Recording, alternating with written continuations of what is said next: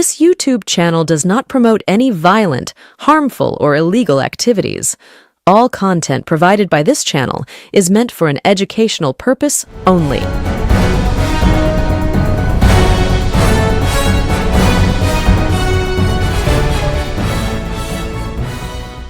নমস্কার, আমি প্রতিবেদক সায়ন্তন চক্রবর্তী। আপনারা দেখছেন বঙ্গচক্র ইউটিউব চ্যানেল। শুভেন্দু অধিকারী মুখ্যমন্ত্রী হয়েছেন এবং তার মুখ্যমন্ত্রিত্ব এবং পশ্চিমবঙ্গে বিজেপি সরকারের প্রথম 100 দিন অতিক্রান্ত হয়েছে। শুভেন্দু অধিকারী সহ বিজেপির একাধিক নেতৃত্ব সগর্বে সে কথা বলেছেন এবং 100 দিনে তারা কি কি কাজ করেছেন তারও খতিয়ান তারা বিভিন্ন সংবাদ মাধ্যমে, সমাজ মাধ্যমে দেওয়া শুরু করেছেন। বেশ গর্বের সঙ্গে এই 100 দিন পার করেছেন এবং কোনো কোনো ক্ষেত্রে তারা বলছেন তারা প্রায় 50 বছরের কাছাকাছি এই বাংলায় থাকবেন।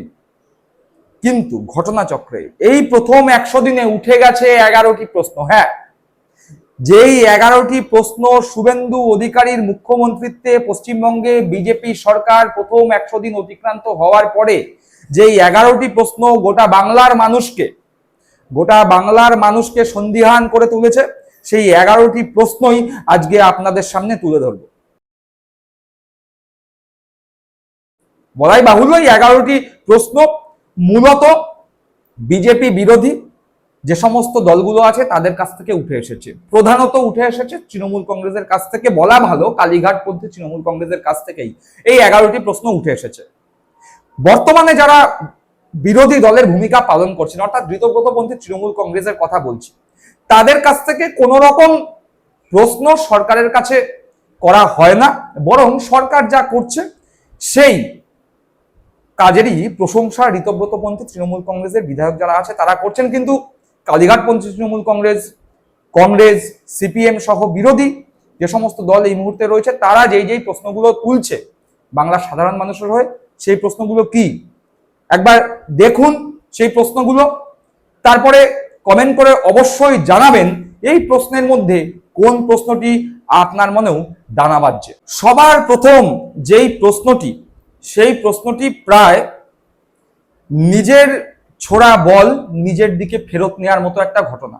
এই বাংলায় বিজেপি ক্ষমতায় এসেছিল, অভয়া আন্দোলনকে কেন্দ্র করে একটা বিরাট ন্যারেটিভ গোটা পশ্চিমবঙ্গে ছড়িয়ে দেওয়া হয় এবং বলা হয় 15 বছরে তৃণমূল কংগ্রেসের শাসনকালে বাংলা জুড়ে নারী সুরক্ষা প্রশ্নের মুখে পড়েছে, অর্থাৎ নারী নির্যাতন এই রাজ্যে একদম শীর্ষস্থানে পৌঁছে গিয়েছে তৃণমূল কংগ্রেসের সরকারের আমলে। এই কথা বিজেপি বারংবার বলেছিল এবং প্রথম প্রশ্ন উঠে গিয়েছে এই নারী সুরক্ষা নিয়েই। বলা হচ্ছে বিজেপি শাসনের প্রথম 100 দিনে বাংলার নারী সুরক্ষা একেবারে তলানিতে পৌঁছেছে। 20টিরও বেশি ধর্ষণের ঘটনা বাংলায় সংগঠিত হয়েছে বিজেপি ক্ষমতায় আসার প্রথম 100 দিনের মধ্যে। অর্থাৎ যেই নারী সুরক্ষার কথা বিজেপি ভোটের প্রচারের সময় বলতো, সেই প্রশ্নই এখন তাদের বিরুদ্ধে উঠে গিয়েছে, বরং আরো বেশি করে উঠছে। প্রথম 100 দিনেই যদি 20টিরও বেশি ধর্ষণের ঘটনা ঘটে, তাহলে আগামী 5 বছরে চিত্রটা ঠিক কোন জায়গায় পৌঁছতে চলেছে প্রশ্ন উঠছে। পরের প্রশ্ন যেটা উঠছে সেটা শুভেন্দু অধিকারী নিজের বক্তব্যকেই ফেরত নেয়ার মতো একটা অবস্থা করে দিয়েছে। শুভেন্দু অধিকারী কি বলেছিল? শুভেন্দু অধিকারী বলেছিল সবার মাথায় ছাদ, সবার হাতে কাজ, সবার পেটে ভাত। ঠিক এই সবার মাথায় ছাদ এই কথাটি যখন শুভেন্দু অধিকারী ভোটে জেতার পরে বলেছিলেন, কিন্তু বাস্তবে দেখা যাচ্ছে শুভেন্দু অধিকারীর সরকার প্রথম 100 দিনের মধ্যে বুলডোজার রাজনীতি করেছেন। বিভিন্ন জায়গায় হকার উচ্ছেদ থেকে শুরু করে দোকানীদের ঘর ভেঙে দেয়া এবং সাধারণ মানুষের বাড়ি ভেঙে দেয়া বুলডোজার দিয়ে এই ঘটনা সামনে এসছে। বাসস্থানহীন হয়ে পড়েছেন প্রচুর মানুষ, এমনকি যারা বিজেপিকে ভোট দিয়েছিলেন তারাও এখন হাহাকার করছেন, বলছেন আমরা কি এই পরিবর্তনের জন্য বিজেপিকে ভোট দিয়েছিলাম? অর্থাৎ দ্বিতীয় প্রশ্ন, গরিব মানুষের দোকান ও বাড়ির ওপর বুলডোজার প্রশ্ন উঠছে। তৃতীয় প্রশ্ন কি? তৃতীয় প্রশ্ন, যেই দেশনায়ককে সামনে রেখে বারংবার বিজেপি বলেছিল কংগ্রেস এবং কংগ্রেসের গর্ভ থেকে জন্ম নেওয়া তৃণমূল কংগ্রেস দেশনায়ক নেতাজি সুভাষচন্দ্র বসুকে সম্মান করে না, এবং যেহেতু বাঙালিদের মধ্যে নেতাজি সম্পর্কে একটা আবেগ কাজ করে, সেই আবেগে সুরসুরি দিয়ে নেতাজি সঙ্গে যে সমস্ত বাঙালিরা সরাসরি কানেক্ট করে সেই সমস্ত বাঙালিদের ভোট ব্যাংক নিজেদের কুক্ষিগত করবার চেষ্টা করেছিল বিজেপি। দেখা গেল ভোট পরবর্তী সময়ে বিজেপির প্রতীকে নির্বাচিত রাজ্যসভার সাংসদ অনন্ত মহারাজ থেকে শুরু করে বিজেপির রাজ্য সভাপতি শ্রমিক ভট্টাচার্য কেউ নেতাজিকে দেশদ্রোহী বলছেন, কেউ বলছেন ব্রিটিশের দালাল, কেউ আবার বলছেন নেতাজির দলের যারা সদস্য তাদেরকে গুন্ডা। অর্থাৎ নেতাজিকে নাগাড়ে আক্রমণ করা হচ্ছে বিজেপির পক্ষ থেকে, কিন্তু সে অর্থে কোন রকম যারা নেতাজিকে আক্রমণ করছে তাদের বিরুদ্ধে ব্যবস্থা নেওয়া হচ্ছে না। ফলতই এই নেতাজিকে অপমান কেন করছে বিজেপি সরকারের আসার 100 দিনের মধ্যে, এই প্রশ্ন উঠে গিয়েছে। পরবর্তী প্রশ্ন, অন্নপূর্ণা ভান্ডার। তৃণমূল কংগ্রেসের আমলে 2,40,00,000 মহিলা লক্ষ্মীর ভান্ডার পেতেন। বিজেপি বলেছিল প্রত্যেকটি মহিলা যারা লক্ষ্মীর ভান্ডার পান তারা অন্নপূর্ণা ভান্ডার পাবেন, কিন্তু বর্তমানে ঢুকেছে না ঢোকেনি, ঢুকেছে না ঢোকেনি, এই প্রশ্নে সোশ্যাল মিডিয়া 6 লাখ। বলাই বাহুল্য পাচ্ছে না, যারা সকলে লক্ষ্মীর ভান্ডার পেত তারা অন্নপূর্ণা ভান্ডার পাচ্ছে না। হাহুতাশ চলছে, হাহুতাশ চলছে মহিলাদের মধ্যে, আক্ষেপ ঝরে পড়ছে, বলছে দিদি ভালো ছিল, তৃণমূল ভালো ছিল। 100 দিনের মধ্যেই উপলব্ধি হয়তো বাংলার সাধারণ মানুষ করতে পারছে, একথা বাংলার বিরোধী দলগুলোই বলছে। পরবর্তী প্রশ্ন, আইন শৃঙ্খলা। যেই আইন শৃঙ্খলাকে হাতিয়ার করেছিল বিজেপি ক্ষমতায় আসার আগে, বারংবার বলেছিল পশ্চিমবঙ্গে আইনের শাসন নেই, শাসকের আইন। বিভিন্ন জায়গায় অবাধে অনৈতিক কাজকর্ম চলছে, অসামাজিক কার্যকলাপ চলছে, এই কথা বিজেপি বারংবার বলে এসেছিল।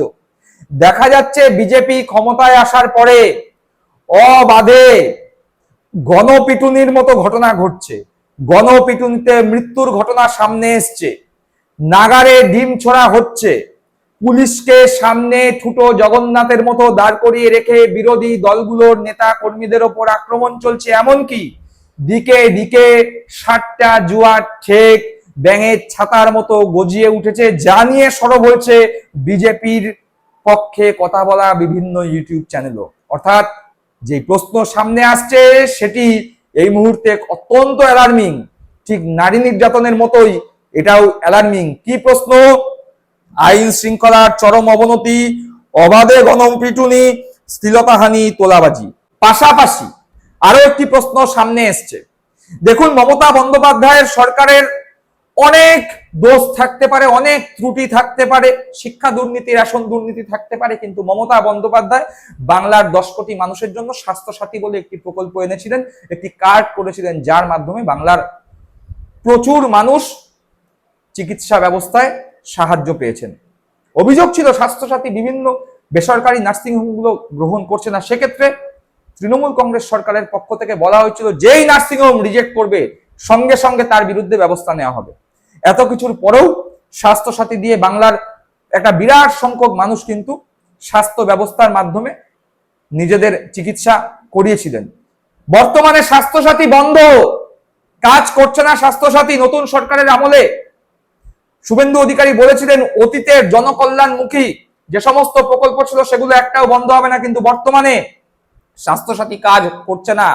আর আয়ুষ্মান ভারত ঢাক ঢোল বাজিয়ে তার প্রচার প্রসার করার কথা শুভেন্দু অধিকারীরা বললেও আয়ুষ্মান ভারতও ঠিক করে কাজ করছে না। ফলে গরিব মানুষরা যারা স্বাস্থ্যসাথীর ভরসায় নিজেদের চিকিৎসা ব্যবস্থার দিকে তাকিয়ে নিশ্চিন্ত থাকতেন, তারা কিন্তু এখন প্রশ্ন তুলতে শুরু করে দিয়েছেন এবং প্রথম 100 দিনের মধ্যেই এই প্রশ্ন উঠছে। পরবর্তী, যুবকদের জন্য, বেকার যুবকদের জন্য তৃণমূল কংগ্রেসের পক্ষ থেকে যুব সাথী প্রকল্প করা হয়েছিল, কিন্তু বর্তমানে ওই একই কথা বলতে হয়, জনকল্যাণমুখী প্রকল্প বন্ধ হবে না বলেও এই যুব সাথী কিন্তু বর্তমানে বন্ধ।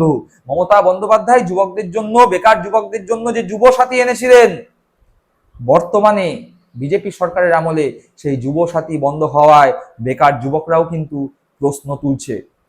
সেই আওয়াজ হয়তো এখনো জোরের সঙ্গে উঠছে না, কিন্তু বলা যায় না প্রথম 100 দিনে যেই আওয়াজ ইতি উতি শোনা যাচ্ছে, আগামী 100 দিন পরে সেই আওয়াজ কত বড় আকার ধারণ করবে।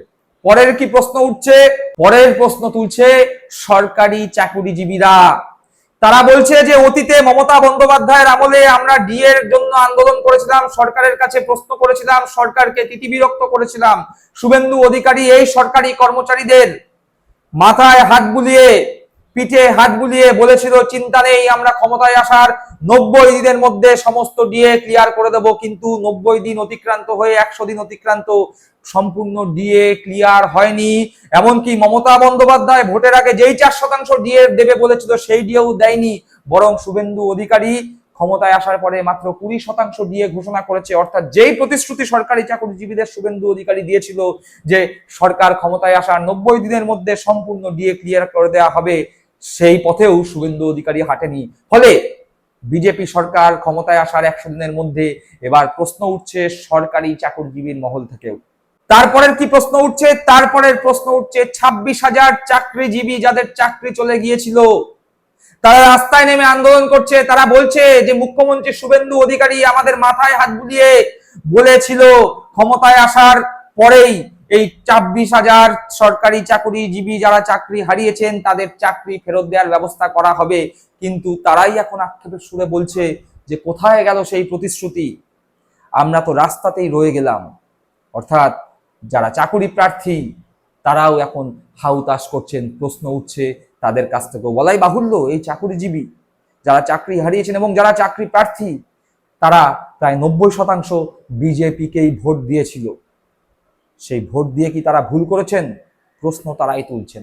10 নম্বর প্রশ্ন উঠছে বিভিন্ন এলাকার মানুষের, সাধারণ মানুষের কাছ থেকে। ইতিমধ্যে আপনারা দেখতে পেয়েছেন গোটা বাংলা জুড়ে তৃণমূল কংগ্রেস শাসিত যে সমস্ত পৌরসভাগুলো ছিল সেই সমস্ত পৌরসভাগুলোর পৌর বোর্ড ভেঙে দেওয়া হয়েছে, কাউন্সিলরদের রিজাইন করতে বাধ্য করা হয়েছে এবং সেই সমস্ত জায়গায় পৌর প্রশাসক বসানো হয়েছে। কাউন্সিলররা রিজাইন করার ফলে বিভিন্ন পৌরসভা এবং পঞ্চায়েতগুলিতে পরিষেবা ভেঙে পড়েছে। ড্রেন পরিষ্কার হচ্ছে না, জঙ্গল পরিষ্কার হচ্ছে না, কোথাও কোথাও পানীয় জলের অসুবিধা, ফলে পৌর পরিষেবা একেবারে ভেঙে পড়েছে। এবং এর ফলে প্রশ্ন তুলছে সাধারণ মানুষ। তারা বলছে একটা সরকার ক্ষমতায় এসছে ঠিক আছে, কিন্তু 100 দিনের মধ্যেই যেভাবে নির্বাচিত পৌরসভাগুলো ভেঙে দেওয়া হলো তাতে করে আলটিমেটলি অসুবিধার সম্মুখীন হতে হচ্ছে বাংলার সাধারণ মানুষকে। প্রশ্ন উঠে গিয়েছে। এবং শেষ প্রশ্ন, শুভেন্দু অধিকারী বলেছিলেন সরকার ক্ষমতায় আসার 100 দিনের মধ্যেই পে কমিশন করে দেয়া হবে। হ্যাঁ, শুভেন্দু অধিকারী পে কমিশনের বিষয়ে কথা বলেছেন, কিন্তু সেই পে কমিশন এখনো বাস্তবে রূপ পায়নি। বলা হচ্ছে 2027 জানুয়ারি মাস থেকে পে কমিশন লাগু হবে, কিন্তু সেটা বলা কথাতেই সীমাবদ্ধ হয়েছে। বাংলার সরকারি চাকরিজীবীরা আশা করেছিলেন শুভেন্দু অধিকারীর প্রতিশ্রুতি মতো ক্ষমতায় আসার পরেই পে কমিশন ঘোষণা হয়ে যাবে, কিন্তু সেই আশাতেও জল ঢেলে দিয়েছে বিজেপি সরকার। প্রথম 100 দিনে এই 11টি প্রশ্ন সামনে উঠে এসছে। দর্শক বন্ধুরা, আপনারা কি এই 11টি প্রশ্নের সঙ্গে সহমত, নাকি কোনো না কোনো প্রশ্ন আপনাদের মনেও দানা বাজছে? কমেন্ট করে অবশ্যই জানাবেন। সকলে ভালো থাকবেন, সুস্থ থাকবেন। জয় হিন্দ, বন্দে মাতরম।